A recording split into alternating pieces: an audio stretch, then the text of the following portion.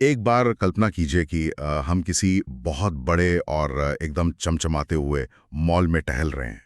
Weekends का दिन है और अचानक से हमारी नजर एक बड़े से लाल रंग के बोर्ड पर पड़ती है। हाँ, जिस पर फ्लैशिंग लाइट्स लगी होती हैं ताकि सबका ध्यान वहीं जाए।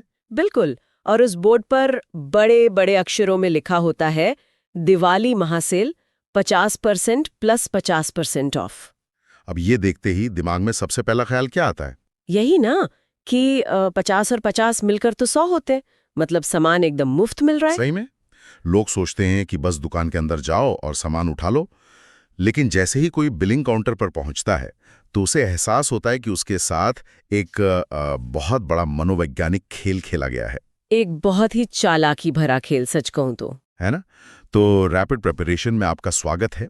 आज के इस डीप डाइव में हम कुछ ऐसा डिकोड करने वाले हैं जो सिर्फ किताबों या फॉर्मूलाज तक सीमित नहीं है। हाँ, क्योंकि आज हमारे पास जो सोर्स मटेरियल है वो एक बहुत ही सघन SSC profit and loss master class का मटेरियल है। पर हमारा मिशन सिर्फ मैथ्स के लंबे चौड़े सवाल हल करना नहीं है। हम ये समझने की कोशिश करेंगे कि जब हम बाजार में खरीदारी करते हैं तो हमारे दिमाग के साथ कैसे खेला जाता है। सही कहा आपने। और इस सोर्स मटेरियल की सबसे खास बात यही है कि ये सिर्फ क्या का जवाब नहीं देता, बल्कि क्यों और कैसे की भी पूरी परतें खोलता है। मतलब एक तरह से हमारे कंज्यूमर बिहेवियर को मैथमेटिक्स से जोड़ता है। एकदम सही। जब हम किसी शोरूम में जाते हैं और वो बड़ा सा डिस्काउंट का बोर्ड देखते हैं तो हमारा दिमाग एक खास तरीके से रिएक्ट करने के लिए प्रोग्राम्ड होता है। और दुकानदार उसी प्रोग्रामिंग का फायदा उठाते हैं, है ना? बिल्कुल। ये मास्टर क्लास उसी बाजार वाले साइकोलॉजी को मैथ्स के चश्मे से दिखाती है। अगर हम इसके कॉन्सेप्ट्स को समझ लें तो हम सिर्फ किसी एग्जाम में ही नहीं बल्कि असली जिंदगी के बाजार में भी एक बहुत स्मार्ट खिलाड़ी बन सकते हैं, जिससे कोई आसानी से बेवकूफ ना बना पाए। तो चलिए इसकी परतें खोलते हैं। एकदम बुनियाद से शुरू करते हैं। इस मटेरियल में शुरुआत में ही एक बहुत ही मजेदार और सीधा सा विजुअल दिया गया है तराजू का। हाँ, वो तराजू वाला कॉन्सेप्ट। उसमें कॉस्ट प्राइस यानी सीपी और सेलिंग प्राइस यानी एसपी को बहुत ही आसानी से समझाया गया है। इतनी आसान भाषा में कि कोई बच्चा भी समझ जाए। जैसे सीपी का मतलब है जेब से गया हुआ पैसा और एसपी का मतलब है जेब में आया हुआ पैसा। बस इतना ही सिंपल लॉजिक है। अगर जेब में आया पैसा जेब से गए पैसे से ज्यादा है तो सीधी सी बात है कि मुनाफा हुआ। और अगर कमाया तो नुकसान हुआ। लेकिन यहीं पर एक बहुत बड़ा लाल रंग का वार्निंग साइन भी दिया गया है जिसे इम्पोर्टेंट कॉन्सेप्ट कहा गया है। हाँ, और वो वार्निंग साइन एक तरह से इस पूरे विषय की आत्मा है। वहाँ बहुत क्लियर शब्दों में लिखा है कि लाभ या हानि के परसेंटेज की कैलकुलेशन हमेशा, और मैं दोहराती हूँ हमेशा, सीपी यानी क्रय मूल्य पर ही होती है। यही वो बेस या आधार है जिस पर पूरा प्रॉफिट और लॉस टिका होता है। बिल्कुल। मास्टर क्लास में इसे एग्जामिनर्स ट्रूथ या एक ऐसा अटल नियम बताया गया है जिसे भूलने की सजा सीधे तौर पर एक गलत जवाब होती है। यहां मैं थोड़ा रुकना चाहूंगा। मतलब क्या हम कह सकते हैं कि सीपी इस पूरी कैलकुलेशन की इमारत की नींव है? हाँ, एकदम नींव है। तो अगर लोग गलती से एसपी को नींव मान लें तो क्या पूरी की पूरी कैलकुलेशन बहबरा कर गिर जाएगी? ऐसा क्यों होता है? दरअसल यही तो कैच है। इसे सोर्स मटेरियल में सबसे बड़ा स्टूडेंट्स ट्रैप बताया गया है। इसको थोड़ा ह्यूमन साइकोलॉजी से जोड़कर देखिए। अच्छा, कैसे? होता क्या है कि जब किसी चीज को बेचा जाता है तो हमारे सामने जो सबसे बड़ा और ताजा नंबर होता है वो एसपी होता है, यानी बेचने वाली कीमत। हाँ, दिमाग तो वैसे भी बड़े नंबर्स की तरफ पहले जाता है। वही तो, हमारा दिमाग ऑटोमेटिकली उसी बड़े नंबर पर प्रॉफिट या लॉस का परसेंटेज निकालने लगता है। लेकिन असलियत में जब तक कंडीशन स्पेशली ना दी जाए, कैलकुलेशन हमेशा उस पैसे पर होती है जो सबसे पहले जेब से गया था। यानी जो शुरुआती निवेश था वही बेस होगा। बिल्कुल। एक छोटे से एग्जाम्पल से समझते हैं। मान लीजिए मैंने एक पुरानी कुर्सी 800 रुपए में खरीदी, उसको थोड़ा साफ किया और 1000 रुपए में बेच दिया। तो 200 रुपए का सीधा फायदा हो गया। हाँ, अब ये 200 रुपए का फायदा उस 1000 रुपए पर नहीं हुआ है जो आखिर में आए। ये फायदा उस 800 रुपए पर हुआ है जो शुरू में लगे थे। ओह, अच्छा। तो जब हम प्रॉफिट परसेंटेज निकालेंगे तो वो 200/800 होगा, जिसका मतलब आएगा 25% का लाभ। और अगर कोई जल्दबाजी में इसको 1000 पर कैलकुलेट कर दे तो? तो जवाब आएगा 20%, जो कि पूरी तरह से गलत है। बाप रे, अब मुझे समझ आ रहा है कि अगर बेस ही गलत हो गया आगे की सारी मंजिलें अपने आप गलत हो जाएंगी। अब इस बुनियादी नियम को पक्का करने के बाद मास्टर क्लास कैलकुलेशन को सुपर फास्ट करने के तरीकों पर आते हैं। हाँ, जो स्पीड और एफिशिएंसी के लिए जरूरी है। और यहीं मुझे थोड़ी उलझन हुई। देखिए, बचपन से लेकर आज तक स्कूल में हम 100 मानकर चलने वाले फॉर्मूलाज रटते आए हैं। वो 100 प्लस प्रॉफिट डिवाइडेड बाय 100 वाला तरीका। हाँ, वो ट्रेडिशनल स्कूल वाला मेथड। लेकिन इस मटेरियल में एक अलग ही कॉन्सेप्ट है, फ्रैक्शन वैल्यू ट्रिक या भिन्न का तरीका। जैसे इसमें लिखा है कि 20% लाभ का मतलब सीधा 1/5 होता है। ये हिस्सा सच में गेम चेंजर है।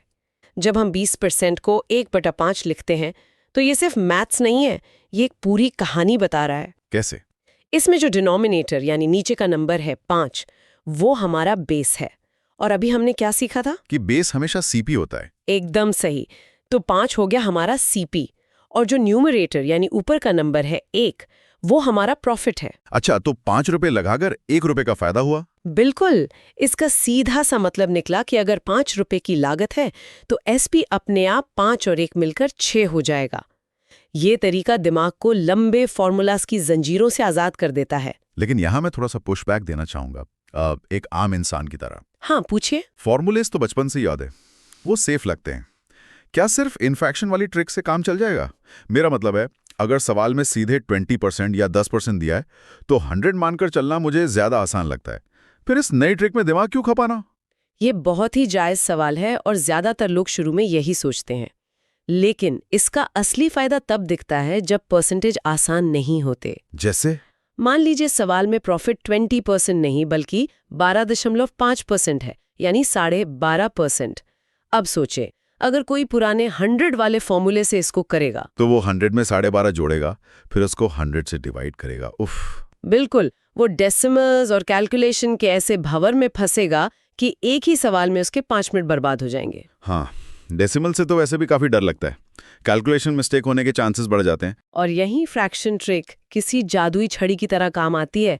अगर पता हो कि 12.5% का फ्रैक्शन वैल्यू सीधा 1/8 होता है तो डेसिमल्स की जरूरत ही नहीं पड़ती। अरे वाह, तो बेस हो गया 8, प्रॉफिट हो गया 1 और एसपी हो गया 9। खत्म, बस इतना ही सिंपल।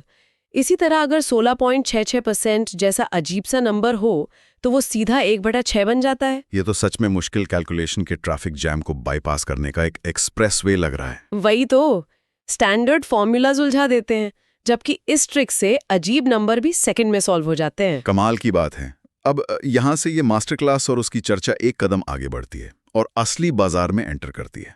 हाँ, जहाँ चीजें थोड़ी और कॉम्प्लेक्स हो जाती हैं। क्योंकि असली मार्केट की दुनिया में सिर्फ जेब से गया पैसा यानी सीपी और जेब में आया पैसा यानी एसपी नहीं होता। हम जब भी किसी दुकान में जाते हैं तो वहां एक नया और बहुत चालाक किरदार नजर आता है। आप मार्क्ड प्राइस यानी एमपी की बात कर रहे हैं ना? Tag price. हाँ, एमपी। और इसी के साथ आता है वो जादुई शब्द जिसे सुनकर अच्छों की नीयत फिसल जाती है, डिस्काउंट यानी छूट। सच कहूं तो यहीं से सारा असली कंज्यूमर साइकोलॉजी का खेल शुरू होता है। इस मटेरियल में इसे बहुत ही सटीक तरीके से द रिटेल ट्रायंगल कहा गया है। ये ट्रायंगल कैसा दिखता है? इस ट्रायंगल के 3 कोने हैं, सीपी, एमपी और एसपी। इसे ऐसे समझते हैं कि एक दुकानदार सबसे पहले अपनी लागत यानी सीपी को चुपचाप बढ़ा देता है। इसको मार्कअप कहते हैं। मतलब वो चुपके से दाम बढ़ाकर एक नया टैग लगाता है। बिल्कुल, उस नए टैग को एमपी कहते हैं। फिर वो अपने ग्राहकों के चेहरे पर मुस्कान लाने के लिए उस बढ़े हुए एमपी पर कुछ छूट देता है, और छूट देने के बाद जिस कीमत पर सामान आखिर में बेचा जाता है वो एसपी होता है। लेकिन इसमें ध्यान रखने वाली बात क्या है? सबसे अहम बात यह है कि छूट हमेशा और हमेशा सिर्फ टैग प्राइस यानी एमपी पर ही दी जाती है, कभी लागत पर नहीं। और जब छूट की बात हो ही रही है तो चलिए वापस चलते हैं हमारे उसी मॉल वाले लाल रंग के बोर्ड की तरफ। शुरुआत में हमने बात की थी उस धोखे की जिसे सक्सेसिव डिस्काउंट या लगातार छूट कहते हैं। हाँ, वो 50% प्लस 50% वाला धोखा। वही। अब मैं एक आम कस्टमर की तरह सोचता हूँ।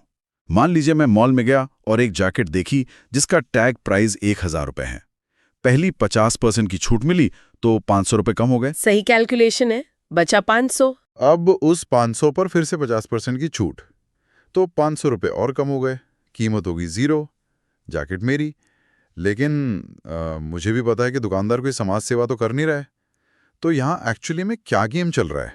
मजेदार बात यह है कि लोग बिल्कुल उसी दिशा में सोचते हैं जिस दिशा में दुकानदार चाहता है। ये सच में एक इल्यूजन है। कैसा इल्यूजन? सक्सेसिव डिस्काउंट का असली नियम यह है कि दूसरी छूट हमेशा बची हुई कीमत पर दी जाती है, ना कि शुरुआती कीमत पर। अच्छा, तो 1000 रुपये वाली जैकेट का क्या होगा? पहली 50% छूट के बाद जैकेट की कीमत 500 रह गई। यहां तक आप बिल्कुल सही थे। लेकिन जो दूसरी 50% की छूट मिलेगी वो उस शुरुआती 1000 पर नहीं, बल्कि इस बचे हुए 500 पर मिलेगी।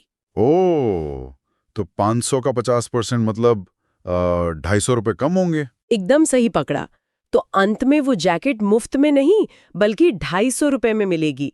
इसका सीधा सा मतलब है कि टोटल डिस्काउंट साफ साफ 750 रुपये का हुआ, 1000 का नहीं। यानी टोटल डिस्काउंट 75% हुआ, ना कि 100%। बाप रे, ये तो सच में आंखों में धूल झोंकने वाली बात है। और लोग सोचते हैं कि उन्होंने बाजार को लूट लिया। और इस कैलकुलेशन को एग्जाम में तेजी से करने के लिए मटेरियल में नेट डिस्काउंट फॉर्मूला दिया गया है, A+B - AB डिवाइडेड बाय 100। अगर मैं इसमें वो 50 और 50 वाला नंबर रखूं तो इक्वेशन होगी 50 + 50 माइनस ब्रैकेट में 50 × 50 बटा 100, यानी 100 - 25 सीधा आ गया 75%। अरे वाह, ये तो बहुत क्विक है। हाँ, अगर नंबर्स थोड़े मुश्किल हो जाएं जैसे 10% और 20%, तो रेशियो वाले तरीके का भी इस्तेमाल कर सकते हैं।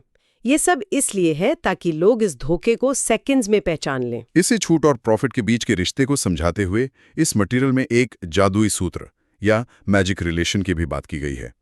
जब मैंने इसे पढ़ा तो लगा जैसे सच में किसी ने मुझे भूल भुलैया से निकालने का नक्शा दे दिया हो। मैं समझ गई आप किस फॉर्मूला की बात कर रहे हैं। वो जो CP और MP के बीच एक डायरेक्ट रिलेशन बनाता है ना? हाँ, वही वाला। वो सच में किसी जादू से कम नहीं है। फॉर्मूला है CP बटा MP बराबर है 100 माइनस डिस्काउंट परसेंटेज बटा 100 प्लस प्रॉफिट परसेंटेज। ये फॉर्मूला इतना खास क्यों है? क्योंकि ये SP नाम के बिचौलिए को पूरी तरह से इक्वेशन से गायब कर देता है। एग्जाम्स में अक्सर सवाल आते हैं कि एक दुकानदार 10% की छूट देने के बावजूद 8% का फायदा कमाता है, तो CP और MP का अनुपात क्या होगा? अब अगर मैं इसे थोड़ा ट्रेडिशनल तरीके से सोचूं तो पहले 100 मानकर SP निकालना पड़ेगा, फिर उस SP से रिवर्स जाकर CP निकालना पड़ेगा। इसमें तो 3-4 मिनट आराम से लग जाएंगे और गलती का चांस अलग। एग्जैक्टली। लेकिन इस मैजिक ट्रिक से कुछ सोचना ही नहीं है, बस वैल्यूज रखिए। न्यूमरेटर में आएगा 100 - 10 यानी 90, और डिनोमिनेटर में आएगा 100 + 8 यानी 108। तो रेशियो हो गया 90/108। इसे काटेंगे तो 5:6 आएगा। हाँ, 5:6। ये मुश्किल से 5 सेकंड का काम है अगर आप इस ट्रिक को जानते हैं। सच में शानदार है। अब धोखे और चालाकी की बात इतनी हो ही रही है तो चर्चा को उस किरदार की तरफ मोड़ते हैं जो इस विषय का सबसे कुख्यात और दिलचस्प हिस्सा है, द डिसऑनेस्ट शॉपकीपर, यानी बेईमान दुकानदार। ये तो साइकोलॉजी और मैथ्स का बहुत ही खतरनाक मिक्स है। ये सिर्फ परसेंटेज का खेल नहीं, विश्वास और वजन का खेल है। बिल्कुल। इसे ऐसे समझते हैं कि हम अपनी पड़ोस वाली किराने की दुकान पर जाते हैं। दुकानदार बड़ी ईमानदारी का नाटक करता है, बड़ी मीठी आवाज में कहता है, अरे आप तो अपने पुराने ग्राहक हैं, मैं 1 रुपया नहीं कमा रहा, जितने में पीछे से माल आया ना, एकदम वही लागत पर आप लो दे रहा हूं। हाँ, और आम आदमी सोचता है कि वाह, इस जमाने में भी कितना नेक इंसान है। लेकिन पर्दे के पीछे कहानी कुछ और ही होती है। एकदम सही पकड़ा। वो कीमत में कोई हेरफेरी करता ही नहीं, वो वजन में घपला करता है। वो ग्राहक को 1000 ग्राम यानी 1 किलो चीनी तौलने का दिखावा करता है, लेकिन उसका तराजू अंदर से सेट होता है जो सिर्फ 800 ग्राम ही तौलता है। यानी पैसे 1 किलो के ले रहा है पर सामान सिर्फ 800 ग्राम दे रहा है, तो उसने 200 ग्राम चीनी चुपचाप बचा ली। वही 200 ग्राम उसका हिडन प्रॉफिट है। अब यहाँ एक भारी उलझन होती है मुझे, और मुझे यकीन है कि बहुत लोग यहाँ कंफ्यूज होते होंगे। अगर जेब से पूरे 1000 ग्राम के पैसे दिए गए हैं तो कैलकुलेशन का बेस भी तो 1000 होना चाहिए ना, क्योंकि सौदा तो 1 किलो का ही हुआ। और इसी कंफ्यूजन का तो एग्जामिनर्स इंतजार कर रहे होते हैं। ये स्टूडेंट्स ट्रैप का एक और बहुत क्लासिक एग्जाम्पल है। याद कीजिए, चर्चा के बिल्कुल शुरू में हमने सबसे पहला नियम क्या सेट किया था कि बेस यानी CP हमेशा वो होता है जो जेब से गया हो। बिल्कुल। अब इस बेईमान दुकानदार के नजरिए से सोचिए, उसकी दुकान से, उसकी अपनी खुद की जेब से एक्चुअली में कितना सामान बाहर गया। सिर्फ 800 ग्राम। एग्जैक्टली ग्राहक ने भले 1000 ग्राम के पैसे दिए हों, लेकिन दुकानदार की लागत तो सिर्फ 800 ग्राम की आई ना। ओहो, अब दिमाग की बत्ती जली। इसका मतलब बेस हमेशा वो असली वजन होगा जो मेंटली नहीं फिजिकली दुकान से बाहर गया है। एकदम सही। इसीलिए इस ट्रिक का फॉर्मूला बहुत सीधा है। कम तौला गया वजन, उसको डिवाइड कीजिए असली दिए गए वजन से और 100 से मल्टीप्लाई कर दीजिए। तो उसने 200 ग्राम कम तौला और बेस 800 है। तो प्रॉफिट हुआ 200/800, जिसका मतलब है 1/4। और जैसा फ्रैक्शन वाले हिस्से में हमने सीखा था, 1/4 का मतलब है 25% का सॉलिड मुनाफा। और अगर कोई गलती से 1000 को बेस मान लेता तो जवाब आता 20%। जो कि गलत हो जाता।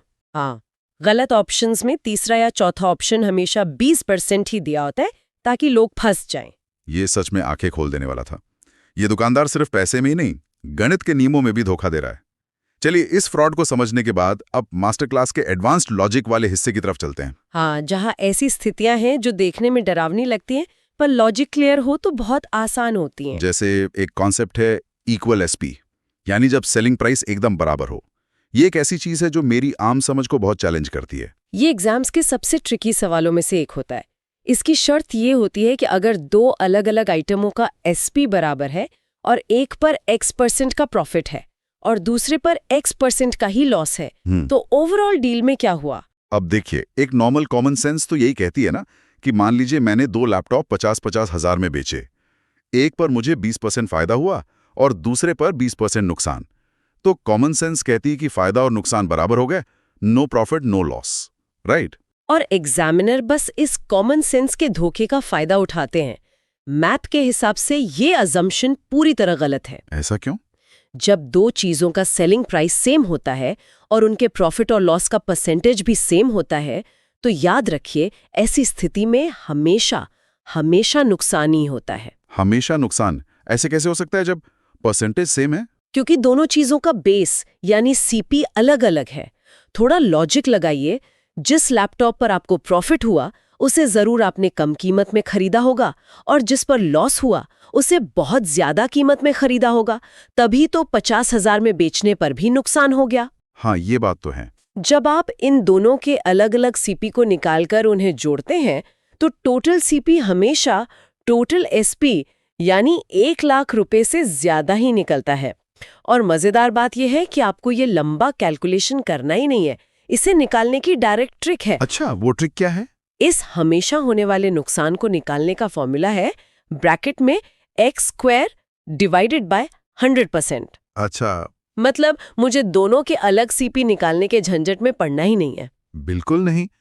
अगर दोनों पर 20% फायदा और 20% नुकसान है तो x की जगह सीधा 20 रखिए। तो 20 का स्क्वायर हुआ 400, उसके बटा 100। 400/100 यानी 4। इसका मतलब पूरे सौदे में 4% की पक्की हानि होगी। ये तो लिटरली 1 सेकंड का काम है। उसके बाद एक और कंसेप्ट है जिसने मेरा ध्यान खींचा, चेन रूल या श्रृंखला नियम। जब कोई एक ही सामान कई हाथों से होकर गुजरता है। ये सक्सेसिव परसेंटेज का ही एक फॉर्म है। इसे एक बहती हुई नदी की तरह इमेजिन कीजिए। नदी की तरह? कैसे? जैसे मान लीजिए ए ने एक आइटम बी को 20% प्रॉफिट पर बेची, बी ने उसको यूज किया और सी को 10% लॉस पर बेच दिया, और अंत में सी ने उस सामान के 216 रुपए दिए। अब पूछा जाता है कि शुरू में ए ने कितने में खरीदा था? इसे सुन के तो लगता है पहले सी के पैसे से बी का हिसाब निकालो, फिर बी से पीछे जाकर ए का निकालो। कितना लंबा और बोरिंग प्रोसेस है। अगर स्टेप बाय स्टेप करेंगे तो टाइम लगेगा, लेकिन चेन रूल इसे एक लाइन के इक्वेशन में बदल देता है। बस फ्लो के साथ चलिए। मान लीजिए ए का सीपी x है। अब ये x 20% प्रॉफिट के साथ आगे बढ़ा।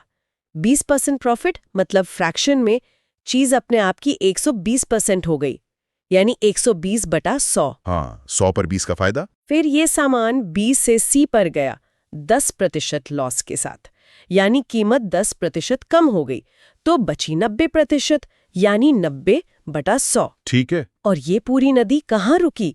216 पर। तो इक्वेशन बनी x गुणा 120/100 गुणा 90/100 बराबर 216। अरे, इसको जैसे ही सॉल्व करेंगे x की वैल्यू निकल आएगी। हाँ, सीधा 200 निकल कर आ जाएगी। ये फ्लो तो वाकई नदी जैसा है। बस एक किनारे से शुरू करो और फ्लो के साथ चलते जाओ। तो चलिए, हमने इतने सारे अलग अलग टुकड़ों को बहुत गहराई से देख लिया।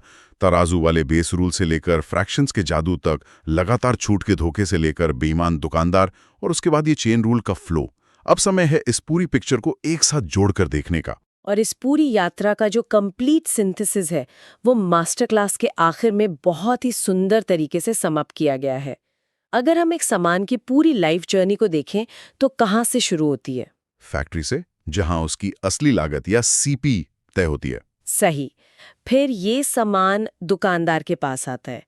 वो अपना प्रॉफिट का मार्जिन सोचता है और उस सीपी को मार्कअप करके एक नया और बड़ा एमपी बना देता है। फिर वही एमपी शोरूम के टैग पर चमकता है और ग्राहक को फंसाने के लिए उस टैग पर एक डिस्काउंट चिपका दिया जाता है। और अंत में उस डिस्काउंट के बाद जो कीमत गिरती है वही फाइनल एसपी होता है जिस पर सामान खरीदा जाता है। तो इस पूरी यात्रा का निचोड़ क्या निकला? इसका निचोड़ मास्टर क्लास में एक सिंगल मास्टर इक्वेशन में दिया गया है और वो है सीपी प्लस प्रॉफिट बराबर एसपी, जो कि बराबर होता है एमपी माइनस डिस्काउंट के।